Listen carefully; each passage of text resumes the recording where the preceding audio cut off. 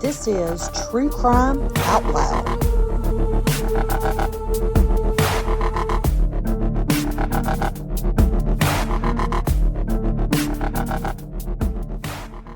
I'm your host, B. And I'm your host, Jen. And this week, we are going to discuss Jeffrey Dahmer. One of our sources was on the Oxygen Network. It was Dahmer on Dahmer. Another was on the ID channel, and it's Jeffrey Dahmer, Mind of a Monster, Season 1. If you get a chance to watch these, they are very informative, and you get to hear from Dahmer himself, plus his family members and friends.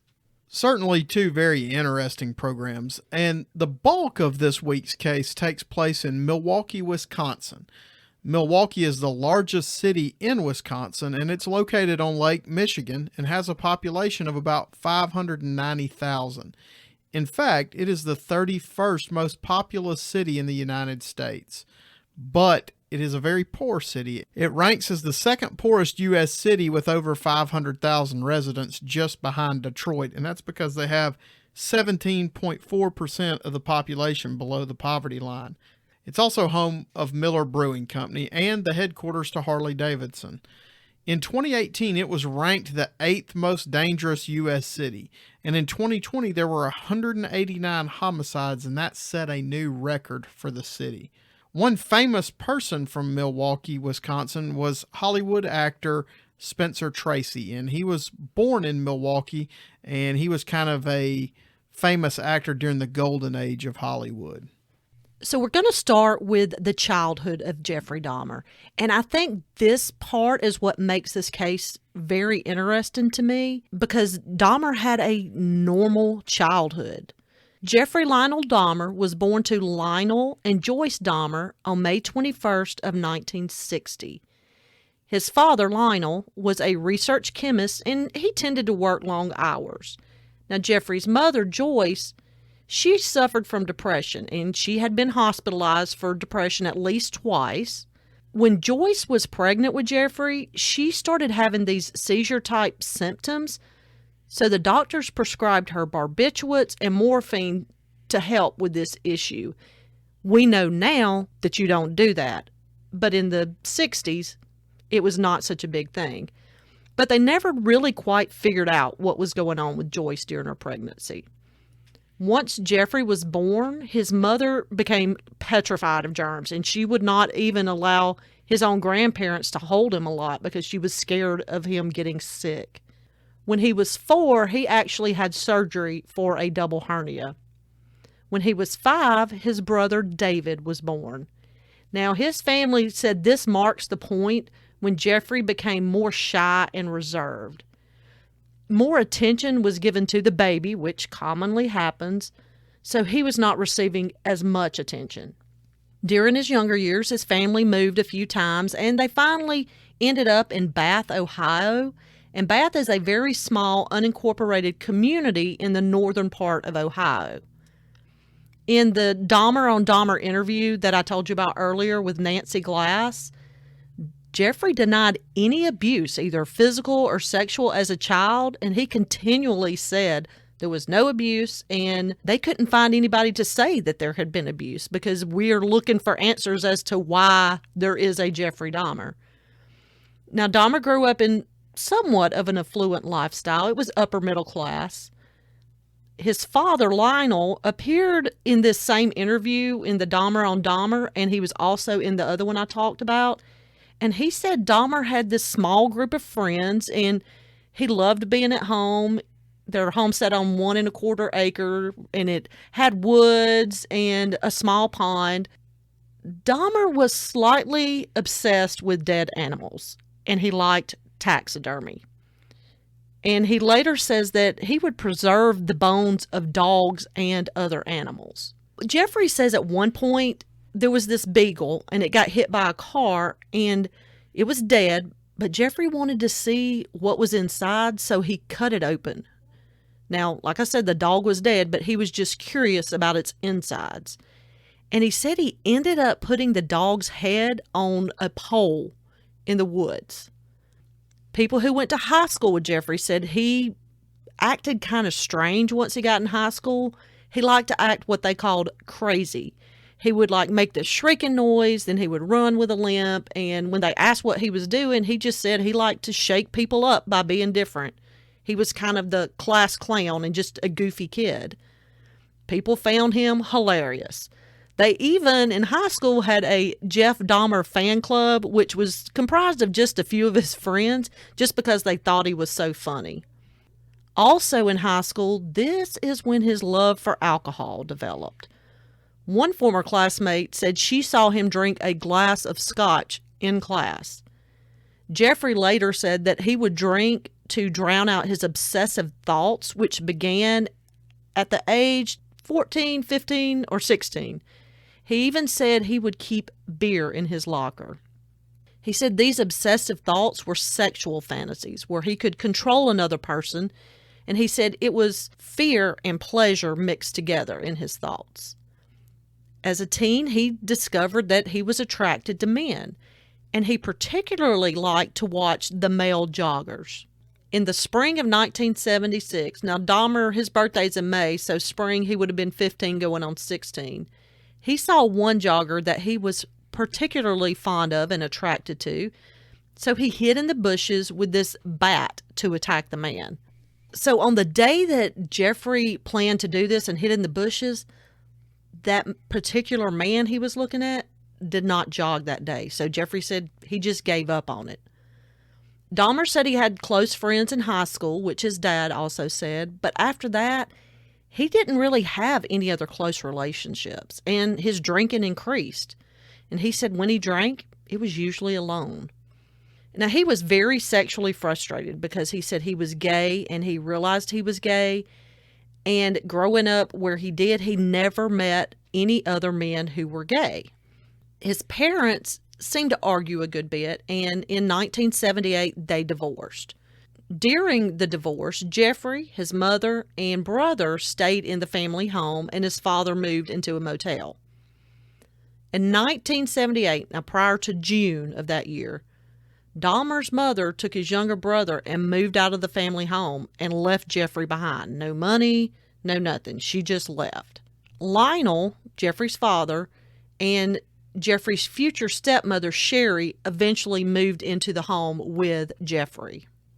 So he had essentially had a normal childhood, an upper middle class childhood, and his parents did run into some troubles later on and ended up getting divorced, but really not what you would expect to give any kind of indication as to what was to come. But let's talk about his first murder. Jeffrey had recently graduated from high school, and he graduated June 4th, 1978, and he's a gay man in the 70s. He's trying to find himself and come to terms with his life. He's having these strange, obsessive fantasies, and his mom essentially abandoned him.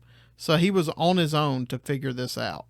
So on June 18th, 1978, so this is less than 2 weeks after he graduated high school, at about 5 p.m., he saw a man hitchhiking. Jeffrey thought the man was attractive, and the man wasn't wearing a shirt, and Jeffrey liked this. And this guy was 18-year-old Stephen Hicks. Stephen was trying to get to a concert, but Jeffrey suggested that they go to his house because they were only about a mile away, and he offered to smoke some marijuana with him first. So they went to Jeffrey's home and had beer together, and everyone else, all of the other residents of Jeffrey's home, weren't there. And Dahmer later said that he could tell shortly into his interaction with Stephen Hicks that Stephen was not gay. Stephen is drinking beer and smoking marijuana with Jeffrey, but he eventually tells him, hey, I gotta go. And so he gets up to leave. Dahmer strikes Stephen with a barbell and then used that barbell to strangle him. He later told police that he masturbated after Stephen was dead. And he said that this was an impulsive decision. He wasn't really sure what to do with the body, so he put it in the crawl space of his home. The next day, he bought a hunting knife, split the belly open, cut up each piece, and bagged each piece. And he said that he became sexually excited once he started doing this. Around midnight, he's loaded this body up in his car, and he gets stopped by police. And He tells the officer on the traffic stop that he's taken some trash to the dump. The officer didn't see anything suspicious, but this encounter made Jeffrey so nervous that he took the body home, cut it up even further, smashed up the bones, and spread everything out in the woods around his home. Jeffrey said prior to this that he had had several fantasies about picking up a hitchhiker and taking him to his home where he would have complete dominance over that person. But he said the murder of Stephen was not planned. He just didn't want Stephen to leave when Stephen said, "Hey, I'm done. I'm going to the concert." Most serial killers don't start killing until age 29 statistically. But Dahmer, again, was 18 and less than 2 weeks out of high school at the time of this murder. Now, Stephen's family just thought he didn't come home one night, but after a few days went by, they reported him missing. They had no clue as to what happened to him until Dahmer confessed to his murder 13 years later in 1991. The police, once they got Dahmer's confession, they were able to find bone fragments and teeth at the home in Ohio, and that was what they used to verify Dahmer's story. They also found a necklace that belonged to Stephen in a river all those years later, where Dahmer told them that he had thrown the necklace. So after the murder, Jeffrey's drinking is completely out of control. He tried to live as normal as possible, but he just kept thinking about the murder of Stephen Hicks. It just wouldn't stay out of his mind. He would take his car out and would get so drunk that he would forget where he left the car. And it so much so that his father noticed and observed this spiraling out of control. And he forced Jeffrey to enroll in college, and Jeffrey did. And he enrolled in Ohio State University, but he only made it through one term and was failing out. At this point, Lionel, his father, and Sherry, the stepmom, they take Dahmer for a psychiatric evaluation and treatment, but he refused to cooperate, and he told everyone that he didn't need any help. Dahmer later said that he knew he was gay and it bothered him, but he didn't try to fight it. He didn't share with his family that he was gay, but he kind of learned to accept it in himself. After failing out of the one term at Ohio State University, Lionel steered Jeffrey towards the military, and in December of 1978, so about roughly 6 months after he graduated high school, he joins the U.S. Army as a medic and was stationed in Baumholder, Germany. Dahmer said his urges were somewhat quieted while in the Army, and I don't know, I guess maybe a more structured lifestyle, or he's in a different place. In March of 1981, Jeffrey Dahmer was discharged from the Army for excessive drinking because it affected his performance at work.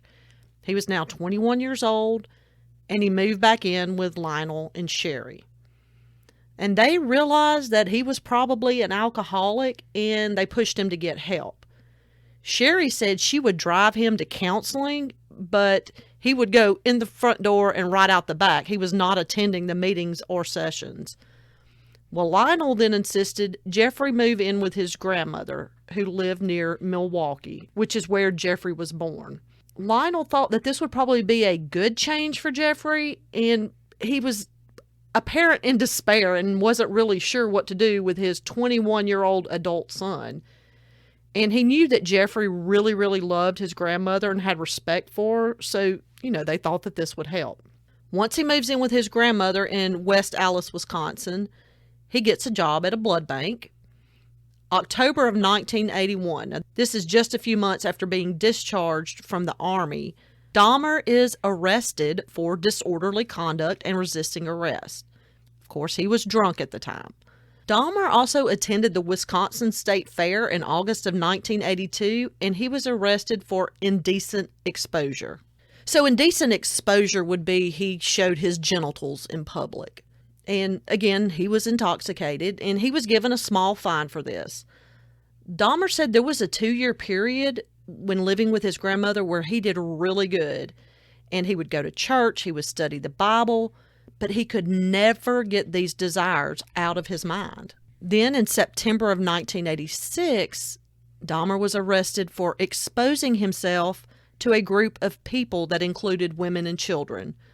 Now, I saw different reports. Some say he was masturbating, some say he was urinating, and I could not find an official report to confirm this, but we do know that his sexual organs were exposed in public in front of people. Dahmer said after this, he started going to bookstores, and then he moved on to gay bars and bathhouses. And this was both in Milwaukee and Chicago, Illinois, and they're about an hour and a half apart. Dahmer said he wanted someone who would lie next to him all night. Now, in these bathhouses, the rule is basically anything goes. The only rule was if someone said no, the answer was no. But you had a lot of nakedness and sexual contact going on. He said he had several one-night stands, and most wanted anal sex, but he was not interested in that. He just wanted to spend the night with them, where he could cuddle and touch and stay together all night, but not having to give in to this person's desires. He was trying to satisfy this uncontrollable obsession within him without actually hurting anyone, is what he says. At one point, he said he read obituaries. Then he would go to the funerals of those people to see if he found the person attractive, and if so, his thought was he would go dig them up out of their grave, and that way he would have somebody to hold all night. He tried this twice, but the ground was too frozen and he was not successful. Now, he said he loved the gay scene in Milwaukee. It was booming, and he didn't have that back in Ohio. There was such a large gay community, and he just did not have to pretend to be somebody else. He could be himself. Well, then he moves on. He starts putting halcyon in drinks at the bars and bathhouses.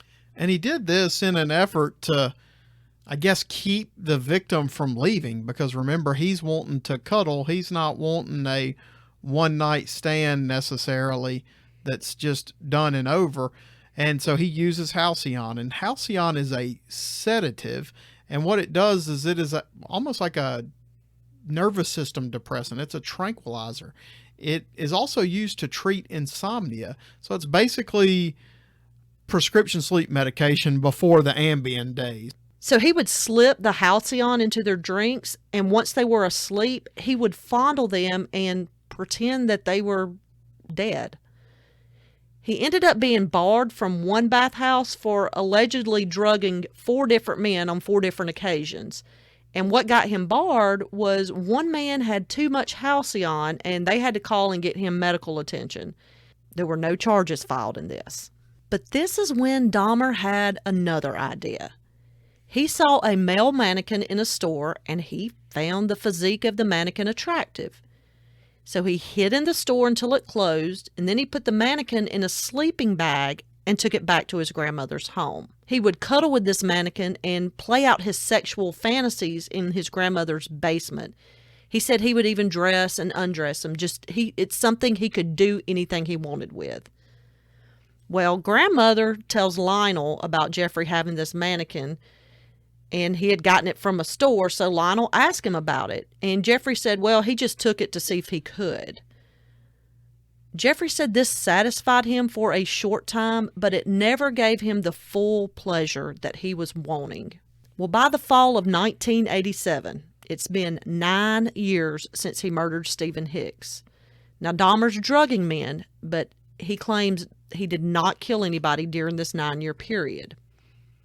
But in the fall, he met 24-year-old Stephen Tuomi.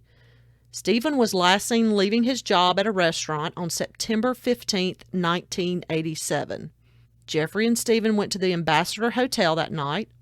Jeffrey said they got naked, they did some body rubs, and then Jeffrey gave him what he called the drink, which was basically a drink with halcyon mixed in it. He said his plan was only to drug Stephen to keep him there with him through the night.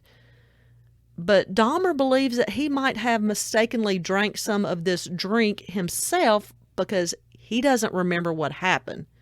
He said he woke up the next morning and found Stephen dead in the bed next to him. He said Stephen had obviously been beaten to death by his own hands. Stephen was battered and he had broken ribs. Dahmer said his own forearms were covered in bruises, so he knew that he had done the beating. He said he had to stay in the hotel a second night to figure out how to get rid of Stephen's body. So he goes and he buys a large suitcase, brings it back to the hotel. He put Stephen's body in this suitcase and took it to his grandmother's home. He said he had a taxi take him to his grandmother's home, and the driver even helped him load the suitcase. When he gets to grandmother's house, he puts Stephen in the cellar for about a week. Now, it was November, so Dahmer said it was cold enough in the cellar that it kind of kept any smell from permeating the house. He said after about a week, his grandmother goes to church on Sunday.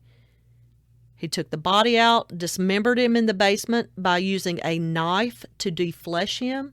He put his bones in an old sheet where he crushed them with a sledgehammer. He then put the remains in the trash the next day. He said this was accidental, and he really did not mean to kill Stephen Tuomi, but this is what started his killing spree. And it made his obsession with keeping bodies become overwhelming. And this leads us to the Ron Flowers case. Now, Ron had been to Club 219 on a Saturday night, and he went to leave about 1:15 a.m., but his car wouldn't start. Dahmer notices this and approaches him and told him that he lived nearby and they could walk to his home, get his car, and then come back and use that to help get Ron's car going.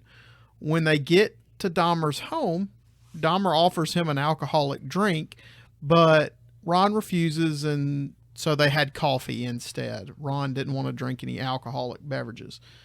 Ron Flowers later stated that the last thing he remembered was getting dizzy and falling to the floor. He woke up in the hospital, and he said that all of his muscles hurt and there was a ligature mark around his neck. And he also discovered that his underwear was on inside out. And that's when he knew that something had happened sexually with Dahmer. Ron went to the police and told them that he had been drugged and sexually assaulted, and that leads the police to go interview Dahmer, and he has a different story. He says that he and Ron were in a relationship and that they were having domestic problems. He said that they were both drinking all night and were really drunk, and he put Ron on a bus, and that was the last time he saw him. Ron said that the police began to act differently towards him after receiving Dahmer's statement. He told them that he had never met the man before, and they were most definitely not in a relationship. Police told Ron that Dahmer had a criminal record, but it was essentially his word over Ron's word. And Ron pointed out that he had never been in any trouble to the police. I mean, he's got a clean criminal history, and he was genuinely surprised that they were going to believe a convicted criminal's word over his word. So at this point, Ron knows that the police are not going to pursue anything against Dahmer. He knew that they weren't going to do anything, but he warned the police, and he said that he knew that this guy would do the same thing again. And so at this point, I think Ron had a couple of things that made the police not really buy his story. Unfortunately, at this time, the police interest in a sexual assault against a gay man probably isn't what it would be today. And Ron is African American and Dahmer is obviously white. So I think, unfortunately in this, I think Ron's sexual orientation and his race may have played a role in the police not investigating this as thoroughly as possible. And that's unfortunate. So fast forward to 1988, and in 1988, Dahmer kills 2 more men, and this is while he's living in his grandmother's home.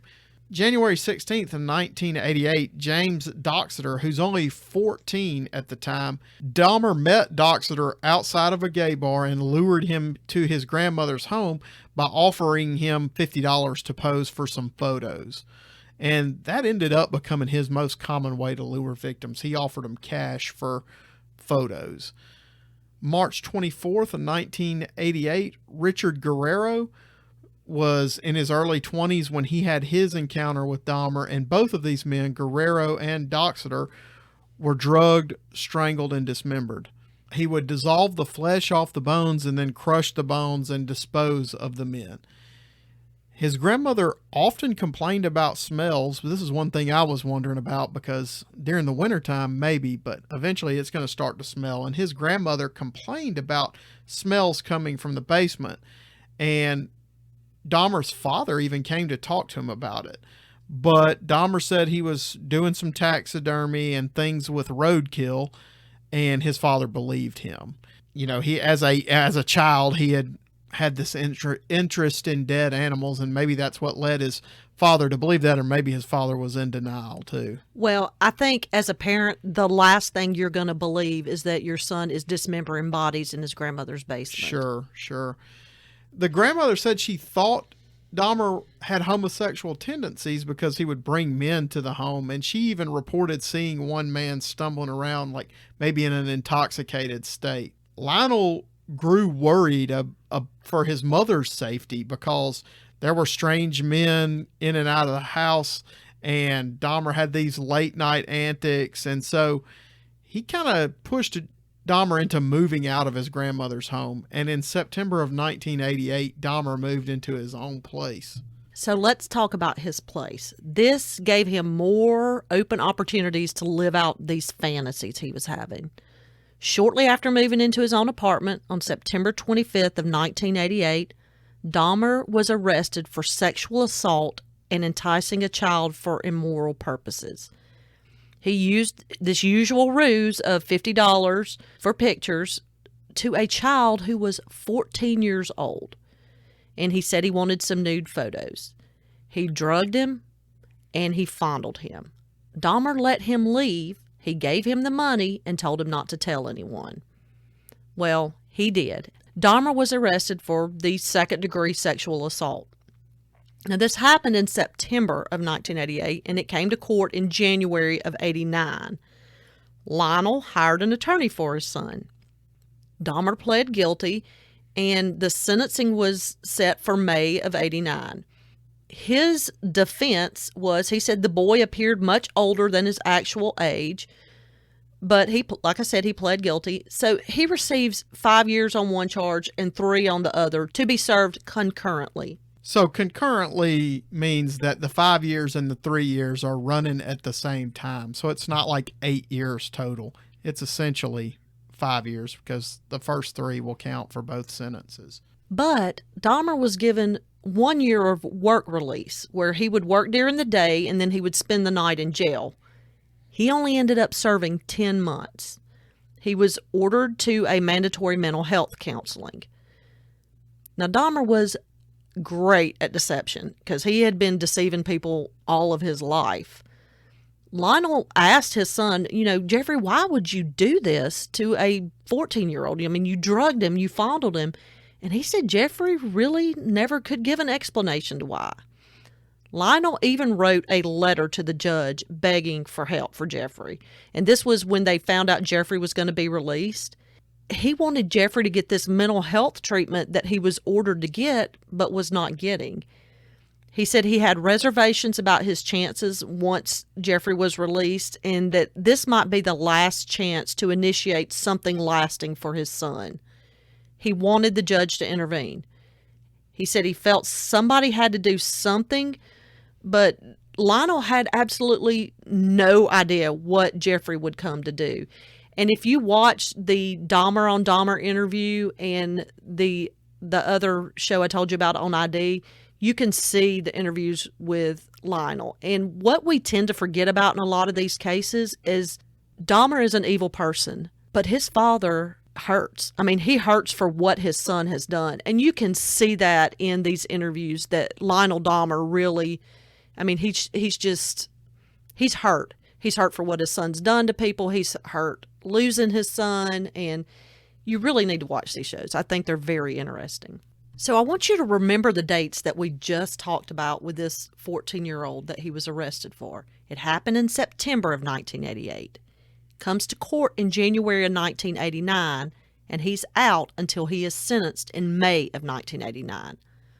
Well, during the time between court and sentencing, he moves back in with his grandmother, knowing that he's going to have to serve time. In between that, on March 25th of 1989, Jeffrey meets Anthony Sears, who was 24 years old. He took him to his grandmother's house, and he killed him. Dahmer said he kept his skull in a carrying case in his locker at work because he wanted part of the person with him. Now, he goes to prison, he does work release, serves his time, gets out, and briefly lived with his grandmother after he gets out until he found a new place to live. And this was Oxford Apartments, number 213. Now, Oxford Apartments was kind of out of the way, and it wasn't anything fantastic or spectacular. Most residents were African American and some were Asian. And one of the residents they interviewed, who was a neighbor of Dahmer, called it Drug City, and that's what it was referred to in the area surrounding Oxford Apartments. He said the police focused on drug activity, so Dahmer was able to do what he did by hiding in plain sight. According to him, Jeffrey was the only single white man in the area. Now, Jeffrey later says he was willing to take his chances in that neighborhood because it offered him privacy to do what he wanted. Within a short time of moving into Oxford Apartments, after having served time in prison, he killed 2 more men.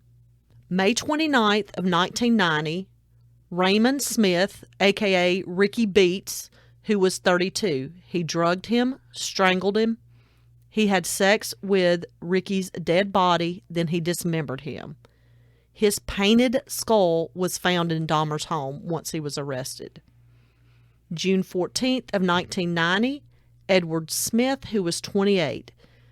After sex, he was drugged and killed. Now, Dahmer took pictures of the process of dismembering Edward's body. Then we moved to September 2nd of 1990, Ernest Miller, who was 24. After sex, he drugged him and cut his throat. He took pictures of his body and then dismembered him. Now, with Ernest, he put Ernest's biceps in the freezer, and his painted skull was found in Dahmer's home, along with his full skeleton in the bottom drawer of a filing cabinet. Ernest was a dancer and had a dancer's physique, and Dahmer thought that he had this perfect body, and he wanted to preserve it the best he could. September 24th of 1990, David Thomas. He was drugged, murdered, but Jeffrey didn't have sex with him, and he took pictures as he dismembered his body. February 18th, 1991, Curtis Straughter, who was 18, and he was strangled after sex. Jeffrey again took pictures of his dismembered body. His unpainted skull was found in Dahmer's home. April 7th, 1991, Errol Lindsay, who was 19. He was drugged, strangled, then Jeffrey had sex with his corpse, and his unpainted skull was found in Jeffrey's apartment. On May 24th, 1991, Tony Hughes, who was 31. Now, Tony was different. All these other people were strangers. Tony and Jeffrey had actually been acquaintances for about 2 years. Tony was deaf and mute, so he and Jeffrey had to communicate by writing notes. He drugged Tony, killed him, but he did not have sex with him. His unpainted skull was found in Dahmer's apartment. In May of 1991, so this is a significant event in this case. May 27th, 1991, Conorak Smithessophone, and I probably butchered that. It's a Laotian name, and I have a hard time with that. But Jeffrey took nude pictures of him, which he lured him, offered money for these pictures, then he drugged him. Well, Jeffrey went out for beer, and Conorak escaped. People saw Conorak wandering around naked and called the police. I want you to listen to a brief 911 call. Milwaukee Emergency Operator 71. Okay, hi. I'm on 25th and State, and this is young man. He is butt naked. He has been beaten up. He is very bruised up. It's all taken care of, ma'am. What if he's a child and not an adult? I mean, are you positive this is an adult? Ma'am. Like I explained to you, it's all taken care of. It's as positive as I can be. Conorak was incoherent, so the police couldn't get much information from him, but Dahmer convinced the police that Conorak was his drunk 19-year-old boyfriend. He showed the police Conorak's clothes that were neatly folded on the sofa and showed him the naked photos of Conorak and him and Conorak together and showed them that they were in a consensual relationship. Well, during this time, the police show up. They don't do much investigation because Tony Hughes' body was still on Jeffrey's bedroom floor.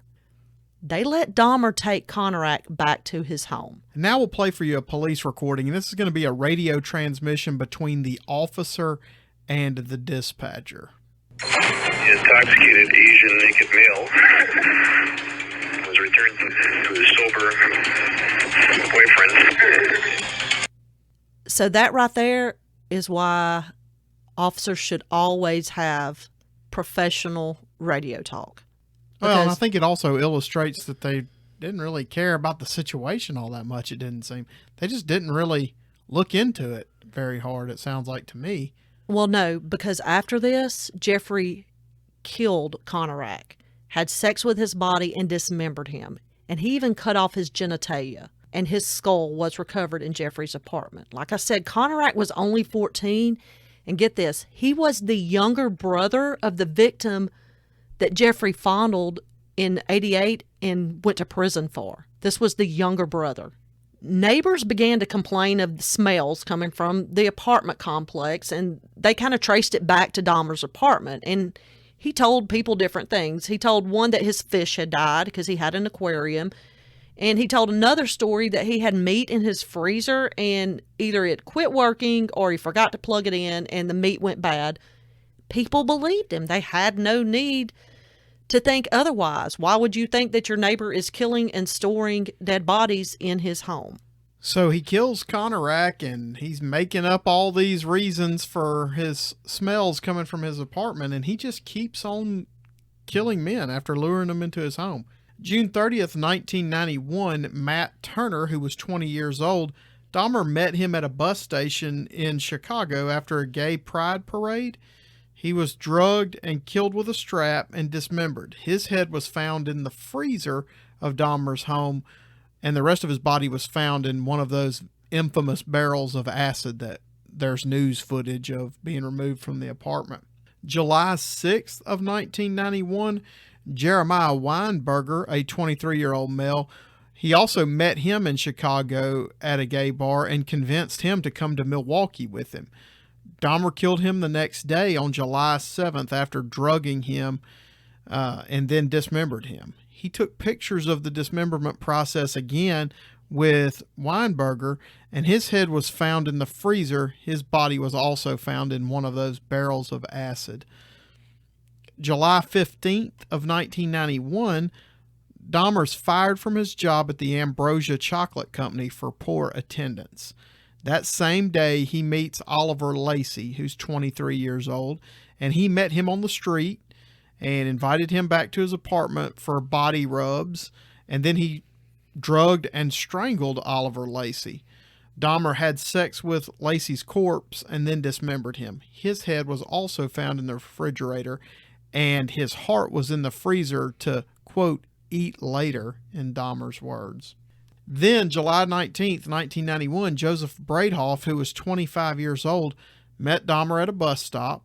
Again, he has sex with him, drugs him, strangles him with a strap, and dismembers him.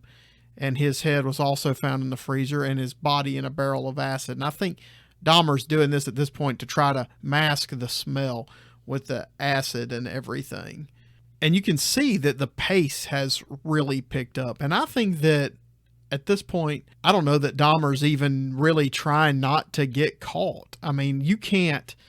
He is killing one person while there's a dead body still in his home that isn't, for lack of a better word, processed, I guess. There's no way you keep a pace up like this without getting caught. It's almost like he knew that he was running out of time. Well, and you go on for so long not getting caught, you get sloppier. I mean, it's just the way things work. Sure. And like 3 or 4 in a month, there's no way. And it does finally catch up with Dahmer with his final victim on July 22nd, 1991, when Dahmer meets Tracy Edwards. Tracy said that Dahmer didn't offer him any money and just invited him to the apartment for drinks before they were going to go out again. Now, Dahmer claims that he did offer Tracy money for pictures. Exorcist 3 was playing on the TV, and Dahmer later said that that was part of his ritual. He got pleasure from that movie because he felt so evil and perverted. Dahmer was out of Halcyon, and like Jen mentioned, he's starting to get sloppy. I mean, he used that to incapacitate his victims, but he's out of it. So he thinks that he will accomplish the same thing by getting Tracy drunk. Dahmer convinces Tracy to put on handcuffs for bondage photos, but Tracy would only put on one cuff onto one wrist. Tracy said that Dahmer was listening to his heartbeat and told him he was going to eat his heart and then he would be part of him. Now this really starts to freak Tracy out, okay? Tracy is obviously not as intoxicated as either Dahmer believed or Dahmer had hoped.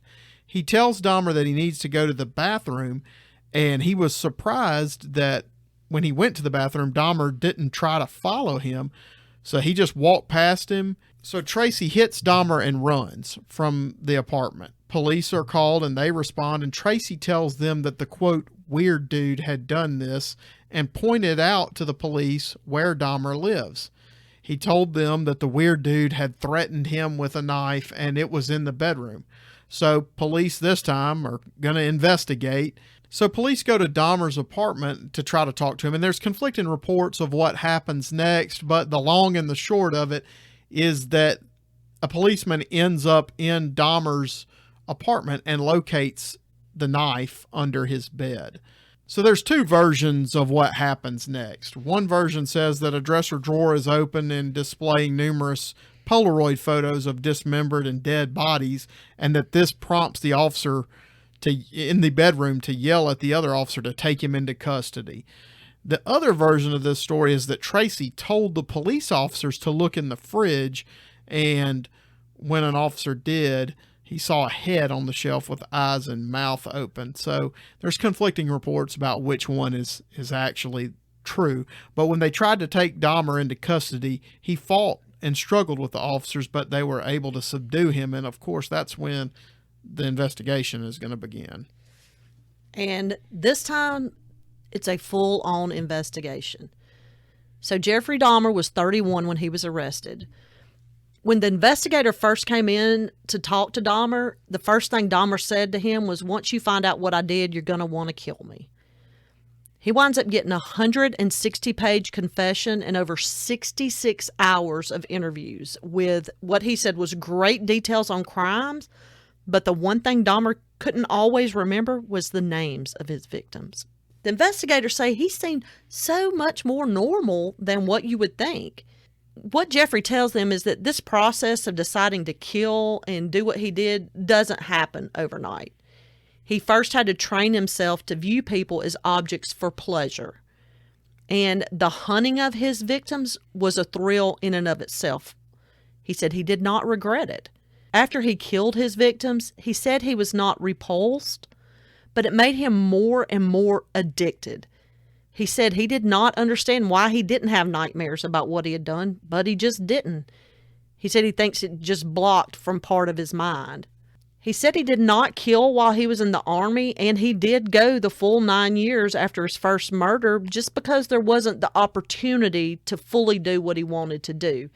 Now, in 2017, 2 soldiers that had been stationed in Baumholder with Dahmer did come forward and say that there was some sexual assault and some possible drugging and bondage and that kind of thing that was unwanted with Dahmer. Now, Dahmer said that he knew he was sick or he was evil or possibly both. He just wanted somebody to lie next to him all night and not leave him. He said he would already have this mixture he called the drink with Halcyon ready for his victims, usually Halcyon and beer. He said once they went to sleep, he strangled almost all of the victims. He said he'd learned that about 5 pills would keep most of them unconscious for about 4 hours. He said most of the men just wanted to have sex and leave, so he began drugging them so that they would stay with him. He took pictures to remember their appearance and their physical beauty. He said he had to depersonalize his victims. And again, this didn't happen overnight, but over time, once he was able to see them as just an object for pleasure, he was able to kill with ease. He said when they were drugged, they couldn't beg for their lives. Once he completed this act, he's got this surge of energy and he just felt complete control. The necrophilia was more about having a compliant partner. He said his crimes weren't really about murder. He said murder was just a means to an end. What he wanted was a partner who he could control and would not leave him, and this person couldn't touch him because he didn't like to be touched. So he had to murder to get the person how he liked them. He did not like dismembering, but he knew it had to be done, so he would drink enough to be able to get it done. He would lay down plastic and dismember the body on plastic. He said he knew he couldn't keep them whole, but he could keep parts of them. He then began branching out, and the cannibalism began. Dahmer told investigators how he cooked his victims' parts and organs and even what they tasted like. At first, it was just curiosity, and then it became an obsession and a compulsion. The first time he cooked was a bicep, and then he sat at the table, and while he ate it, he looked at a photo of the victim alive. He said this bicep tasted like filet mignon. Dahmer says eating parts of his victims gave him satisfaction and made it feel like they were more part of him. And at one point, he decided he wanted to make his own zombie. He thought he might be able to keep his victims alive by doing this and still have control of them and do what he wanted. And he referred to this as the drilling technique.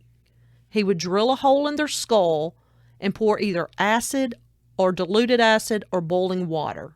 But, of course, this never worked. He said he would drill in the skull all the way to the brain, about 2 to 3 inches. His first 2 attempts failed, and the person died. The third attempt was Conorak, the boy who escaped. And when police found him, they didn't realize that Dahmer had already drilled a hole in his skull because it was just a small hole, and it was in the hairline. So they could see blood, but it would look like a bump or something on the head. He also told them he had begun building an altar as a type of memorial for his victims. And he even provided police with a drawing of what this completed altar would look like. These pictures will be on our website. If you're listening on YouTube, you can watch the pictures while you listen. Dahmer said there was nothing that happened in his childhood or life or any incident that led to this. He said, the only thing to blame is me. I don't know what to tell you because people are looking for a reason and he can't give them one. There are several reports that say not only did Dahmer have sex with the dead bodies of his victims, but he would sometimes have sex with the internal organs of the body, such as cutting a hole in someone and having sex in that hole he has made, or removing the organ and having sex with it. And the investigators seemed to be taken back by the fact that he had seemed so normal in his childhood and the way he talked about this in his interviews with the police. According to the FBI, animal abuse shows a strong correlation with interpersonal and human-to-human violence. And this started in Dahmer at a very young age. Remember, his dad had said that he had this obsession with dead animals and taxidermy. And his paraphilia centered on keeping or possessing a male love object. And I want to define paraphilia for you. Paraphilia is just abnormal sexual behaviors or impulses. And they tend to have intense sexual fantasies and urges. And this can involve objects or situations that are just not generally considered sexually arousing by most people. Like mild forms of this would be like exhibitionism or exposing genitals to strangers to see the shock, which we know there was some of that in his past. And some paraphilias are not harmful, such as a fetish. And we know that sometimes men can have a fetish for women's high heel shoes or women's feet. Those are not harmful. But when a paraphilia gets to the point that it is harmful, it's considered, again, abnormal. And we know paraphilias are much more common in men than women, but they are actually still considered very rare. He was not generally considered sadistic by investigators or profilers because he didn't get any enjoyment out of his victims feeling pain. He just wanted to kill them and get it over with. He did, however, very much enjoy the ability to lie next to and cuddle with a dead body. The investigators noted that he was calm when talking about crimes and he didn't get upset. Dr. Park Dietz was brought in to evaluate Dahmer, and he said that Dahmer was sexually aroused by the shiny surface of organs. He said that shiny things are biologically arousing, like satin sheets versus dull fabrics. And so the fact that the shiny part was arousing was not unusual, but the fact that it was someone's internal organs is obviously the abnormal part. The investigator said that he was smart and charming, but also very, very manipulative. We know that from his ability to lure all these people in. These are people who are, in a lot of instances, very street savvy. He was soft-spoken, and he was regarded as just an average-looking guy and not someone that people would have been necessarily afraid of. We've all seen pictures of him, and we'll have some pictures on our website, and he is not physically intimidating at all. So, and the police also said that every year young men disappear, so it was going unnoticed, and oftentimes young men leave their families and show up months later. It just doesn't look the same as when a young woman disappears. That was what the police said. It's I guess they figure that maybe the men are more likely to go off and, start a different life somewhere else than a woman. They said that his apartment was neat and well kept and was just very average.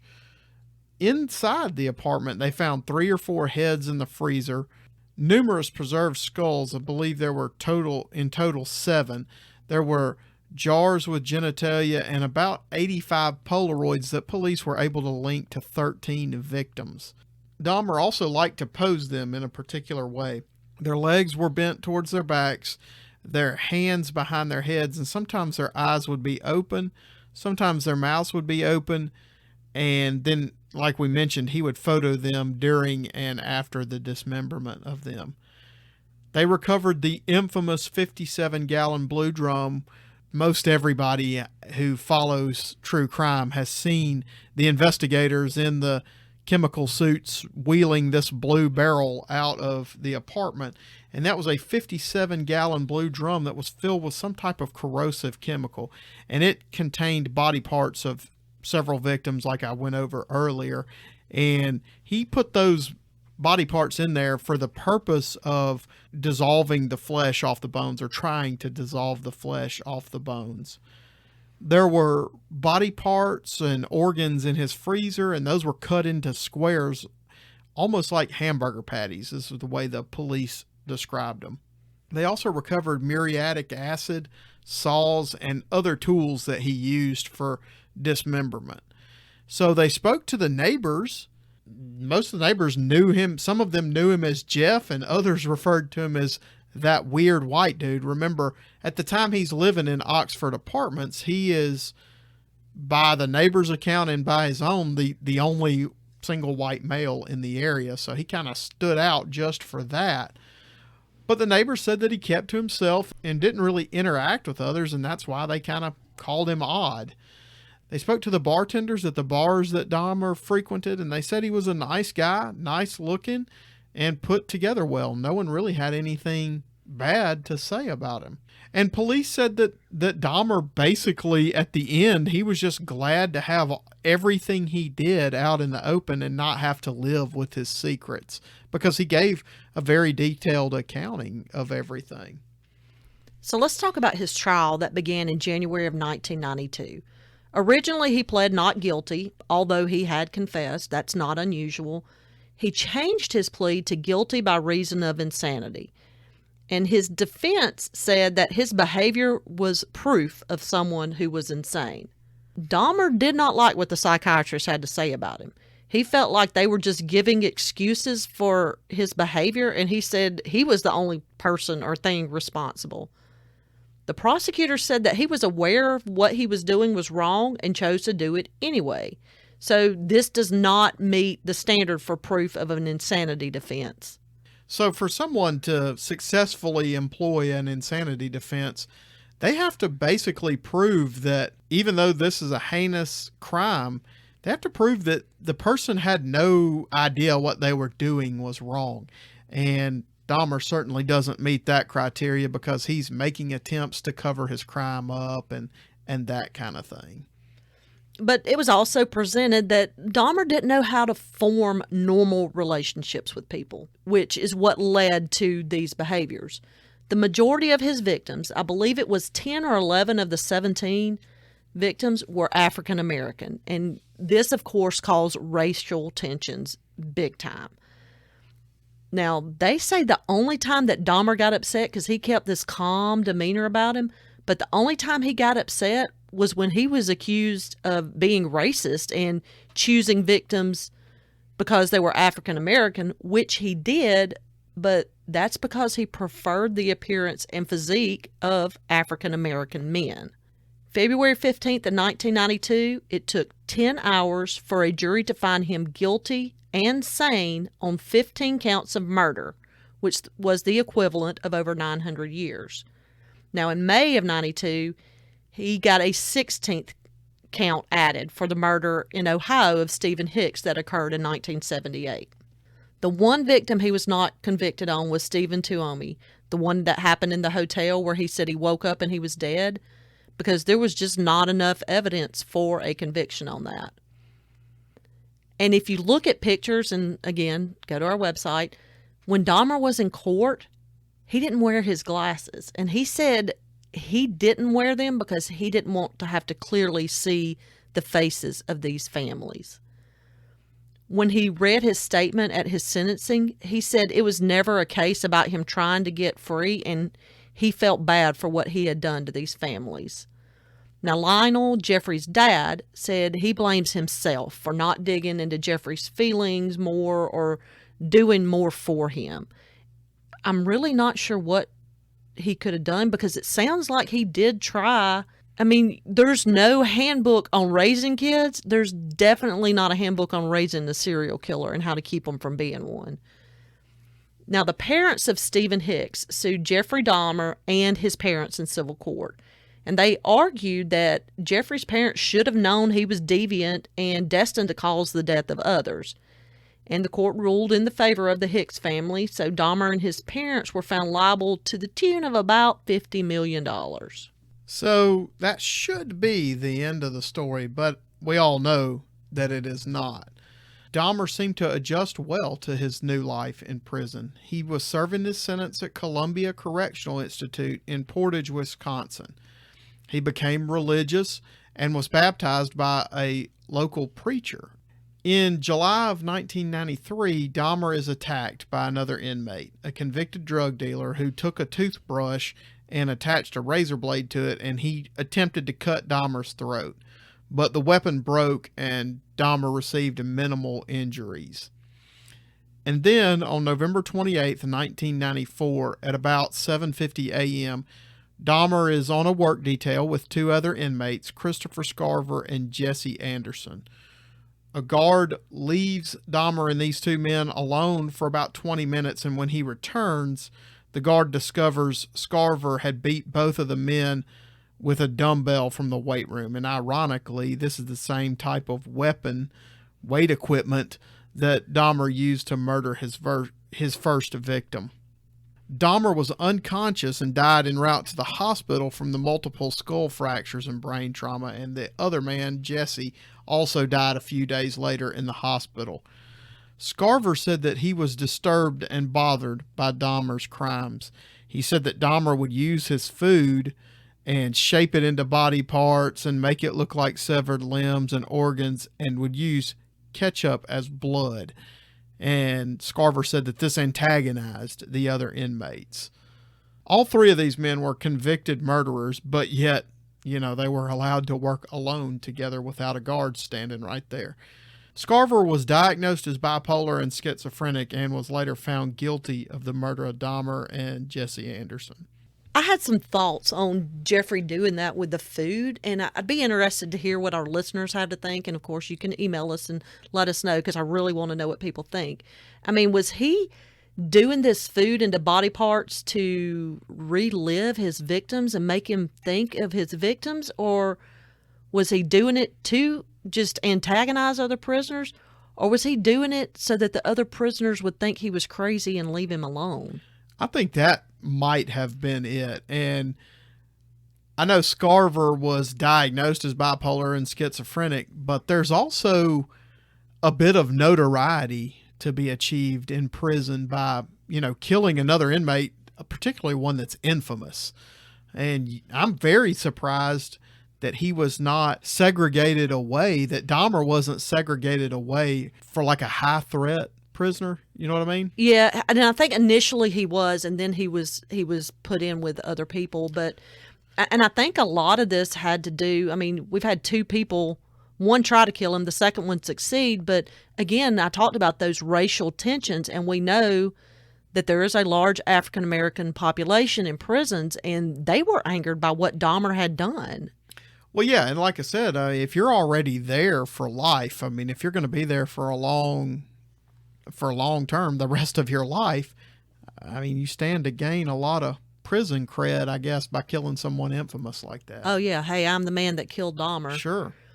I also wanted to talk about what creates a Jeffrey Dahmer. I mean, this is the part that is so intriguing to me. I mean, is somebody born this way? Like they're born with some type of mental defect that causes them to become a Jeffrey Dahmer? Or, I mean, we saw it developing and escalating over time, but was he born this way? Or did it just one day just start coming to him that this is what he wanted? I mean, that is what is intriguing to me. And I don't know that we will ever have an answer to that, but that is the part that, like I said, just really Well, I think it goes fascinates. back to the basic psychology tenet of nature versus nurture.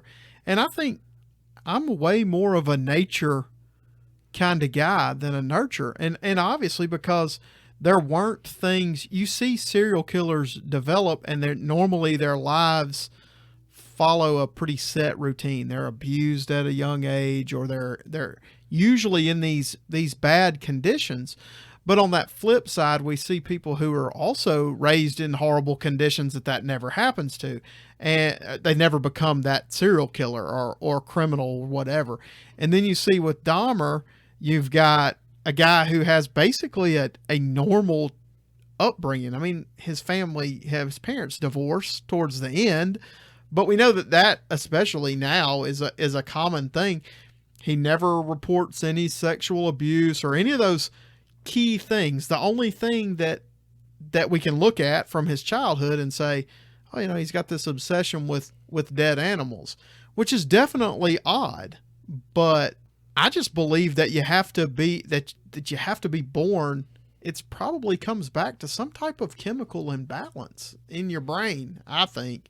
I know, but it like I said, it's intriguing because you can look at like Charles Manson and what he endured as a juvenile, and then he gets into his adult years and the things he did, and you can look back at his childhood and you're like, not that it makes sense, but you can say, okay, I see where that could lead to somebody doing the things they do. But with Dahmer, that is what makes the whole case with him unusual, is because there was nothing, and not only did he murder people, he had sex with dead bodies. He had sex with their organs, allegedly, and he ate these people. Sure. And, in the case of Manson, I mean, another interesting one that we need to cover in a future podcast, but I would respond with, there are plenty of people born to homeless prostitute mothers that don't end up becoming the leader of their own cult almost and convincing other people to kill on their behalf. But I think in my head, and maybe a lot of other people's head, that correlation makes a whole lot more sense than the correlation of Dahmer's childhood to his adult life. Oh, sure. I agree with you 100%. And I think it's unusual, even more unusual with Dahmer, to have a sexual component with no any history of other type of sexual deviance in his childhood or anything like that, for his crimes to have a sexual component. which I think points to a chemical imbalance in his brain. Was just born with. I mean, there's something wrong. obviously something wrong with him. I mean, Right, was something wrong with him, but it's very intriguing to me how a Jeffrey Dahmer is developed and how he becomes who he is. You know, we try to do this with respect to victims. They had some horrific things done to them, and for Dahmer to say he didn't get pleasure out of killing, I mean, I don't know that I believe that, but again, that's what he says. That was just a means to an end. It's hard to say in a respectful way the things that were done to these people and it not be just horrific to hear. And I hurt for these families. I just, my heart goes out. One thing I do remember, I remember seeing on TV, and it's played anytime you see something about Dahmer, is the sister of Errol Lindsay, I believe it is, when she goes off on Dahmer in her victim statement, and she is yelling and cussing at him, and they're having to restrain her and hold her back. I mean, I'm sure that's how they all felt. Watch those two shows we told you about, Oxygen Network, Dahmer on Dahmer, and the ID channel, Jeffrey Dahmer, Mind of a Monster, Season 1, because you get a whole lot more insight watching this and watching Dahmer talk and his mannerisms and just seeing how people did believe he was just this guy that couldn't hurt anybody. It's creepy and scary. And like I always say, trust no one. Well, we hope you enjoyed this week's case. And as always, we'll see you next week. We would like to hear your thoughts on this and all of our cases. And as always, you can reach us by email at truecrimeoutloud@gmail.com, Facebook and Instagram at True Crime Out Loud. Out Loud is 2 words, not one, and Twitter at TC Out Loud. Photos, links, and sources for this case can be found on our website at www.truecrimeoutloud.com.